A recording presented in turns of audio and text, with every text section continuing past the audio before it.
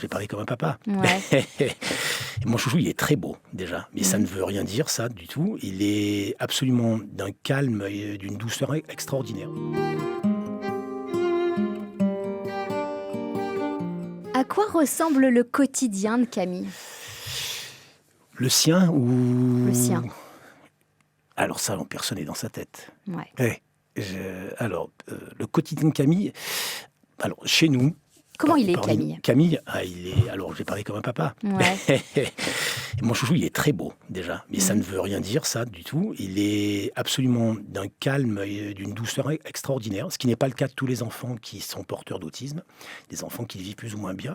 Je pense que ça vient du fait que c'est sa nature. Je pense qu'il est très heureux dans le milieu dans lequel on le met. C'est-à-dire qu'on a vraiment tourné la maison autour de lui.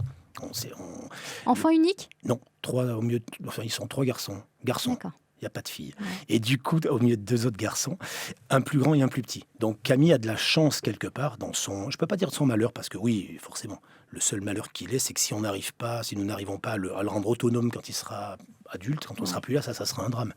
Mais pour l'instant, il vit une vie d'enfant, il est bien, il a la chance d'avoir un grand frère et un petit. Le fait d'avoir un grand frère et un petit, ça l'oblige à aller vers l'un et vers l'autre. Ou en tout cas, l'un et l'autre le poussent, le tirent, surtout le dernier. Le dernier Et le tire et le pousse. ils se sentent pas un peu délaissés, les deux autres, parfois? Non, on a toujours fait en Ça, sorte c'est que bien non. aussi. Par contre, moi j'ai une règle, c'est comme ça, c'est que je ne veux pas qu'on touche à Camille. Donc quand je dis qu'on touche, c'est que on ne lui crie pas dessus, on ne lui prend pas ses jouets.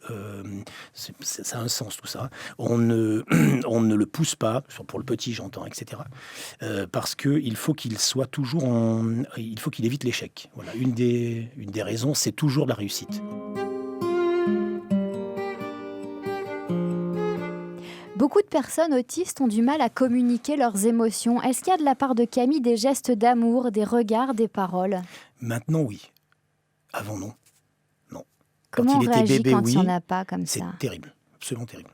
Avant, il était incapable de faire un bisou, par exemple, incapable de regarder en demandant doucement, voilà.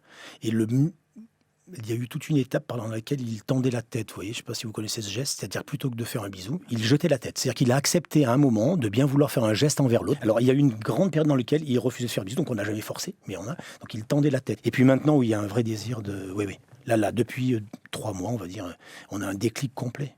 Il vient nous chercher le matin. Il en a besoin. Il en a besoin.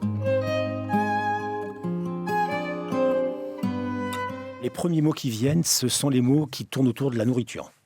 La nourriture, donc Ouais. tout ce qui est essentiel, nécessaire. Oui. Est-ce qu'il y a des mots? Qui donne du plaisir. Mais C'est-à-dire alors justement, est-ce qu'il y a... bonbons, glaces, Ah, je m'en c'est des doutais. choses qui arrivent tout de suite. Bah oui, Voilà.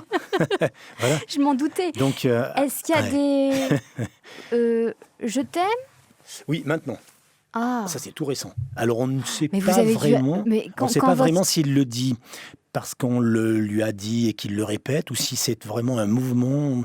À l'heure actuelle, très sincèrement, je ne sais pas s'il le comprend ce qu'il dit. Mais en tout cas, il Mais- le dit. Donc ce n'est pas bien grave, puisque on sait très bien que les enfants répètent des choses avant de les comprendre. Enfin, les 2 autres, en tout cas, chez moi, ils ont fait ça. Mais quand il vous le dit pour la première fois, j'imagine qu'il y a une réaction de votre part. Ah ouais, non, mais là, c'est... Ouais. Il faut pas pleurer, mais on n'est pas loin, ouais. Il faut pas pleurer parce qu'il le prendrait comme ça l'inquiéterait. Donc non, voilà. Donc ce que nous faisons dans des cas comme ça, c'est que donc quand il nous dit ça, ou rarement, en tout cas, comment dirais-je, on l'abreuve de câlins, on va dire ça comme ça.